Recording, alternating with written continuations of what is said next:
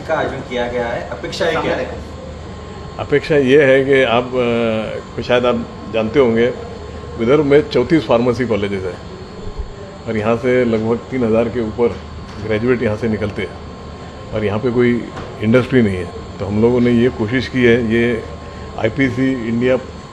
Second time हो रहा, 42 साल के बाद में इंडिया नागपुर में फिर से आया है। और पहले जैसा हम देखते थे आज भी वही सिचुएशन है, वही परिस्थिति है कि यहाँ का ग्रेजुएट निकल कर बाहर नौकरी ढूंढने को निकलता है। मेरा और हमारे जैसे कुछ लोग हैं, चुनिंदा लोग हैं, उन लोगों का ये प्रयास रहा कि नागपुर में इंडस्ट्री आए और नागपुर में हम लोग अपनी इंडस्ट्री को एस्टेब्लिश करें। ये एस्टेब्लिश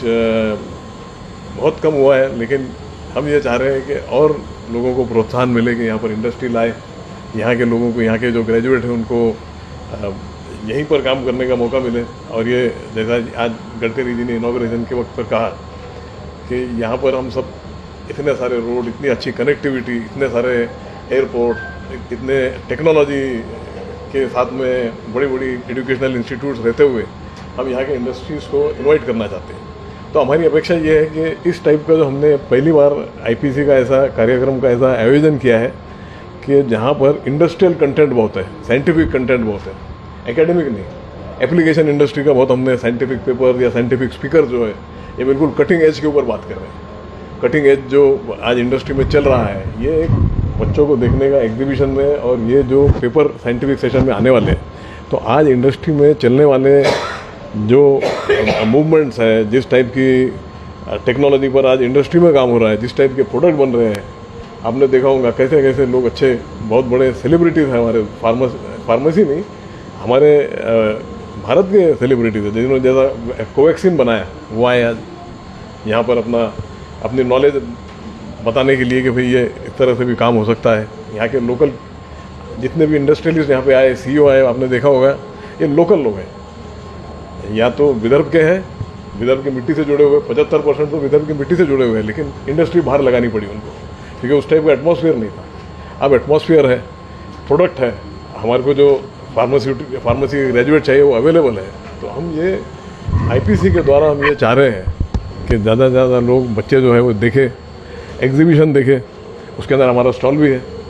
वो ये देख के उनको कुछ में से, उनमें से अगर 10% को भी, 5% को भी अगर ये प्रोत्साहन मिलता है कि मैं खुद अपनी इंडस्ट्री डालूँ और यहाँ के बाकी जो ग्रेजुएट्स हैं उनको मेरे साथ करने का विदर्भ में मौका दूँ, तो यहाँ पर प्रॉस्पेरिटी आ सकती है। यहाँ पर अगर स्किल डेवलपमेंट होगा,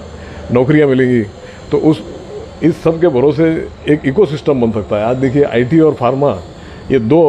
ऐसी इंडस्ट्रीज है जो हाईटेक में आती है। हाईटेक का जब माहौल बनता है तो सारे प्रदेश की इकोनॉमी इम्प्रूव होती है। जिस तरह से 40 साल पहले आपने देखा कि बेंगलोर में जब आईटी आया तो किस तरह से पूरा उठाव आया, किस तरह से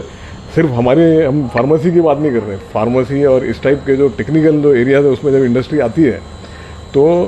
सारे प्रदेश की इकोनॉमी बढ़ती है, ऑक्सिलरी इंडस्ट्रीज आती है, एंसिलरी इंडस्ट्रीज आती है, ज़मीन के रेट बढ़ते हैं, घर बिकने शुरू हो जाते हैं, क्योंकि जो अपवर्डली मोबाइल जो यंग लोग हैं, यंग टेक्नोक्रेट्स हैं, यंग साइंटिस्ट हैं, उनके पास ऐसी इनकम रहती है कि सभी अफोर्ड कर सके, खर्चा कर सके। तो हमारा ये बहुत बड़ा एम है, ये आईपीसी यहाँ पर लाने का एक छोटी सी शुरुआत है हमारी। सर, आप झिम लेबोरेटरीज के मैनेजिंग डायरेक्टर हो जी, सरकार से कुछ अपेक्षा है क्या? सरकार देखिए जो दे सकती है वो तो आपको वैसा बताता हूँ कि पिछले 15 दिन में कम से कम 3 और प्रदेश के इंडस्ट्री के जो सरगना लोग हैं, जो इंडस्ट्रियल एसोसिएशन के जो ऑर्गेनाइजर्स है, सेक्रेटरीज है, यूपी के जैसा या एमपी से, वहाँ के जो इंडस्ट्रियल एरिया में इनवाइट करने वाले लोग हैं सिंगल इंडिया में, यहाँ पर अभी भी यहाँ पर आप देखोगे कई ऐसे लोग हैं जो यहाँ के विदर्भ के इंडस्ट्रियलिस्ट को भी बोल रहे हैं कि हम आपको बेनिफिट देते हैं। लेकिन हमारे जैसे लोगों को, हमारे को मालूम है कि महाराष्ट्र में बेनिफिट मिलना मुश्किल है। हम ये चाह रहे हैं कि ऐसा कोई यहाँ पर इस्टेब्लिश किया जाए, जैसे रिसर्च हब की बात हम कर रहे हैं कि यहाँ पर अगर 34 फार्मेसी कॉलेज है, क्या करना चाहिए आपको, क्या लगता है? जी, मैं वही बता रहा हूँ कि ये फाइनेंशियल इंसेंटिव तो इसलिए लेता है कोई, क्योंकि बहुत बड़ी फैक्ट्री बनाने में बहुत ज़्यादा पैसे लगते हैं। तो वो फैक्ट्री बनाकर कोई इंडस्ट्रियल एरिया में आज के रेट में, क्योंकि फाइनेंशियल इंसेंटिव नहीं है, तो शायद महाराष्ट्र में जल्दी कोई फैक्ट्री डलेगी नहीं। स्पेशली मिहान में, क्योंकि यहाँ पे इको सिस्टम नहीं है। 5-6 फैक्ट्रियाँ हैं बड़ी, 5-6 कंपनियाँ हैं। हमारी ये सोच है कि